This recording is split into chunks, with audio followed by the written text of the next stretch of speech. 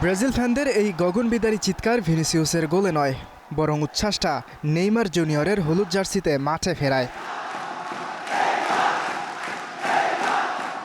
প্রায় ৩ বছর পর ব্রাজিলিয়ান প্রিন্স মাঠে ফিরেছেন। উচ্ছ্বাসটা তাই তো এমনই হবার কথা। আমরা ম্যাচে আসলে সবথেকে বড় তারকা কে, নেইমার নাকি ভিনি?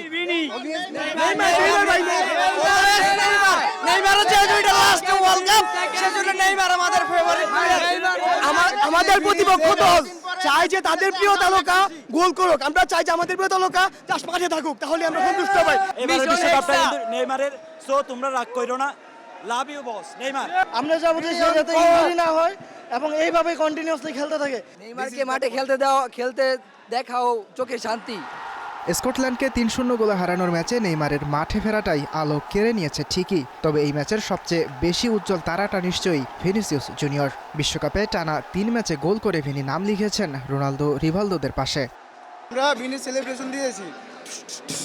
ইয়েস, ভিনিসিয়াস পারফরমেন্স করতেছে প্রত্যেকটা ম্যাচে, এবং নেইমার যেহেতু নতুন করে আমাদের প্রিন্স সে আসছে, তাদের তো খুশি আলাদা থাকবেই। নেইমারের মাঠে নামাটা হচ্ছে ইমোশন, আর ভিনিসিয়াসের সেলিব্রেশন।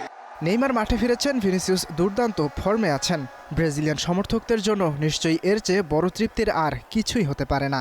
গ্রুপ পর্বে চ্যাম্পিয়ন হয়ে ব্রাজিল পৌঁছে গেছে নকআউট পর্বে। এই ধারা অব্যাহত থাকলে হয়তো ধরা দিতে পারে কাঙ্ক্ষিত হেক্সা।